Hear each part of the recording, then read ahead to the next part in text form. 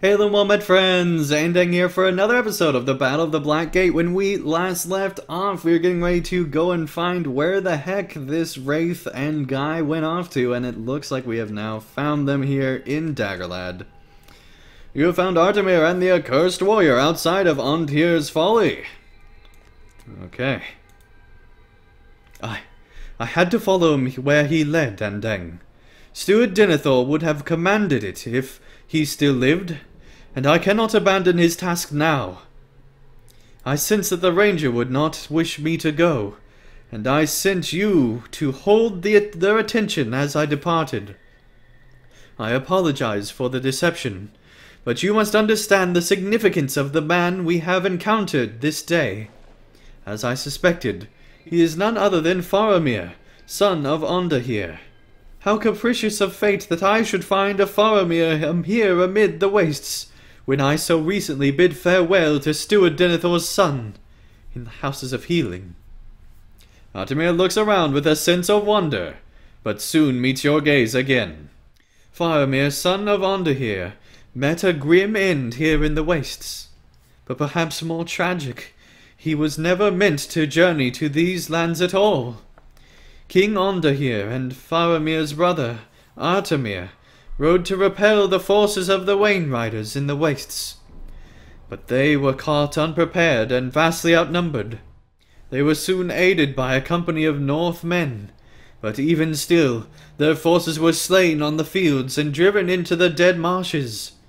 Amid all this, Faramir was bidden to remain in Minas Anor when Minas Tirith was still called as such.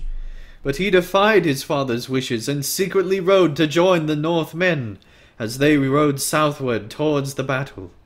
Thus Ondahir and his 2 sons met their ends in the wastes.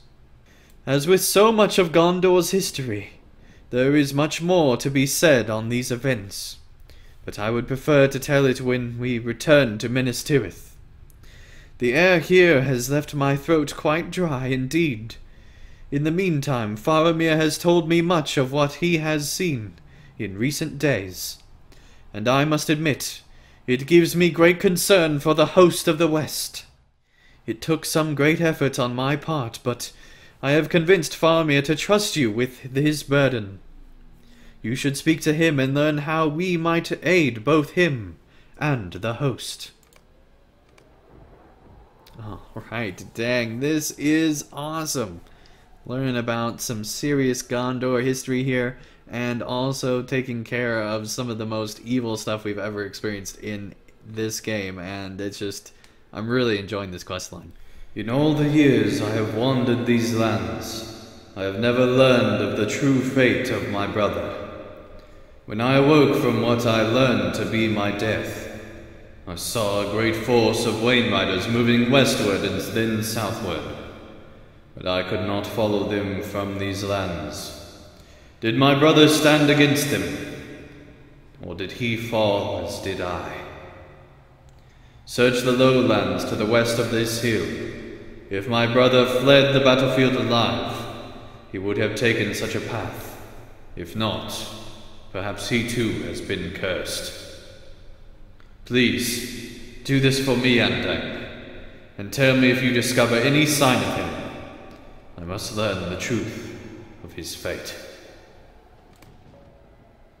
How have you not already figured all this out by now? I mean, it's been a while, buddy. I must admit, my friend, I am still vexed by Faramir's insistence on the threat of Wainriders upon the battle plain. The Wainriders have not been a threat to the peoples of Gondor in over 1,000 years. And yet Faramir speaks of them as a foe with which we would soon contend. The might of the Easterling clans has diminished much since the earlier, more unified days, and it seems unlikely to me that they have suddenly reforged a kinship that broke over many long years. He has asked to speak with you, and I do not doubt his words shall again concern the Wainriders. See what you make of his claims, Andang. The Wainriders are dead and gone, but so too was Faramir, son of Ondahir. If you are to survive long in these lands, champion, You must first learn the history of the Wainriders, as I and my father once did. The hatred between Gondor and the Wainriders is a tale of fathers and sons. Our lands were stolen and reclaimed through the passing of the years. But the Wainriders shaped the line of the kings in a way that no other foe could equal. After losing his own father to the hordes, King Kalamintar, father of my father, rode against the Wainriders in vengeance. With the help of the Northmen, he devastated their ranks, broke their wains and chariots, and slew them upon the hill to the east, a hill which came to be known as Dol Akar. Such a victory brought peace to Gondor for many years, and Kalamintar never again had to contend with the Wainriders before his death. Peace such as it is always short-lived. Kalamintar's son and my father, King Ondahir, was forced to meet them in battle. Alas, you are aware of the loss Gondor suffered as a result. Artemir here has told me much of the days that followed the king's death, as well as my own. He tells me that the Wainriders made camp to the southwest, but were ambushed and slain by a vast army under the command of a man named Earnil. He claims Earnil soon became the king of Gondor, even in the face of the claim made by my sister's husband, King Arvedui of Arthedain. What tales he has told me these new days. But now the past has risen to confront the present. Fate is a curious thing, Andang, is it not? You see, the Wainriders have been stirred from their long rest, and I believe your host has riled the evils that lingered upon this plain. Even now they ride from the east, and their might is no less swift or terrible than it was in the days past. You speak the impossible. Such things cannot be. They cannot, and yet they are, Artemir. These are times unlike any I have known. This cannot be. If the Wainriders again roam the battle plain, they may meet the host of the West on the field. Their hatreds will not have dulled with time, and they shall strike at those that bear the king's banner with a vengeance renewed. We must bring word to Harondir, and soon. Alright, so we now need to search for signs of his brother that fell, so we'll see what we can find. It's been a long time. Highly doubt we'll find anything, but you never know. You notice a footprint, but by its shape and size it seems to have been made by an Uruk-hai. Okay. There's no way we're going to be finding boot prints after this long of a period of time in the dead marshes of all places. No way. Alright. An orc lies in the shallows of the marshes, but appears to have been dead for some time.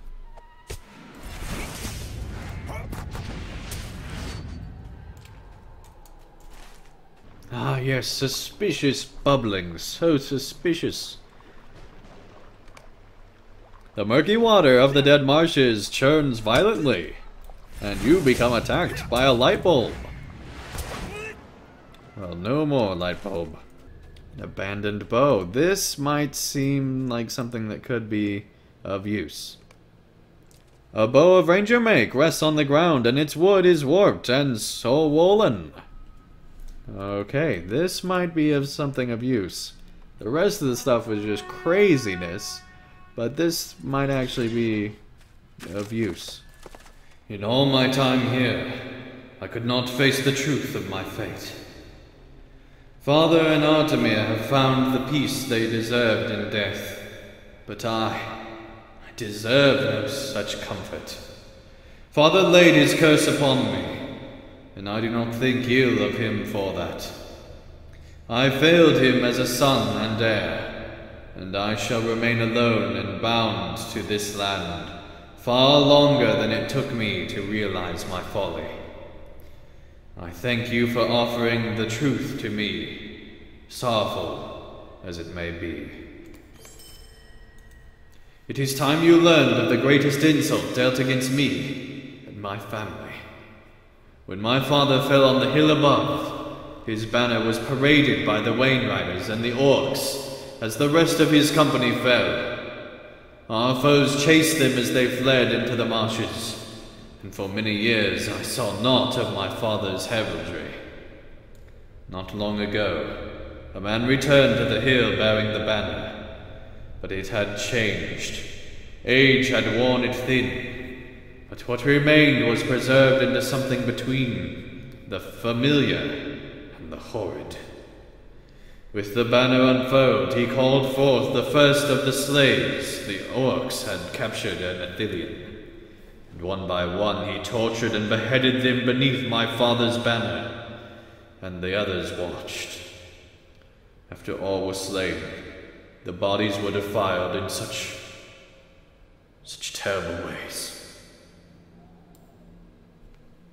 I cannot speak of them. This man dishonors the memory of my father, Onderhere, and twists it to suit his own cruelty. His name is unknown to me, but the Orcs must know it, for they avert their eyes in his presence.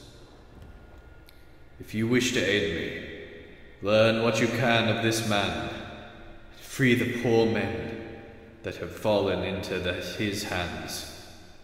The slaves and prisoners are drawn by caged wagons to the hill along a rough pathway to the east. Dang. Alright, we are going to go take care of these wagons now. Good grief, this is such a dark story. I really cannot even imagine what is going to be taking place in Mordor.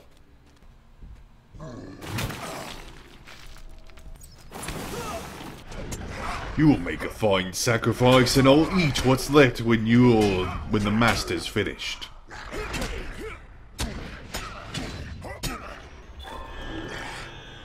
Okay.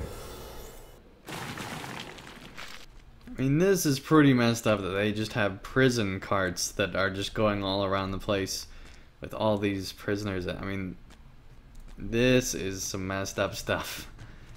The Orcs slaughtered them in their cages, like beasts. How horrid. Our foe may be of Númenórean blood, but he is no man. Bergendath, the bloodletter, who would hold a title willingly? If he is the true master of Onderhere's folly, the host of the West should remain vigilant. You slew so many at Onderhere's folly, but still the numbers do not dwindle. And this Bergendath seems to hold sway over them all. Michem learned from Orcs and evil men that the enemy wishes us to come to the Black Gate safely. But how can such words be trusted now? Ruse or not, my friend, I believe only one course remains. A man of true Númenórean blood to have survived so long in Mordor. This is unthinkable, Andang. If he is responsible for the fates of those at Onderhere's folly, he is also a danger to the host of the West. I still am not certain what to make of Faramir's claims about the Wainriders, but I would not dismiss them so carelessly. We must send word at once to the rangers at Harondir, and ready ourselves for what may come. I have outstayed my welcome in these lands, I think. I have found my mind unsettled, and my thoughts drawn to my own death. This is no place for one such as me, Andang. Twice you have helped me to realize my own peril, and I hope I shall not have need of a third opportunity. As much as I desire to spend more time speaking with Faramir of his life, our duties are to the host of the West, and it is my duty to no longer impede them. All I have learned of the foes we now face, it goes beyond my knowledge and beyond my skill. Those we left behind at Harondir, though, they could stand against them. Let us return there and tell them of what we have learned. I shall ride as swiftly as I am able, and I would ask you do the same. Without your voice, I fear they shall not heed my warnings. Alright, well, we will go and give those warnings, but that is not till next time. If you enjoyed this episode, be sure to give it a like. Thank you everyone so much for watching, and I'll see you again real soon for another episode of the Battle of the Black Gate.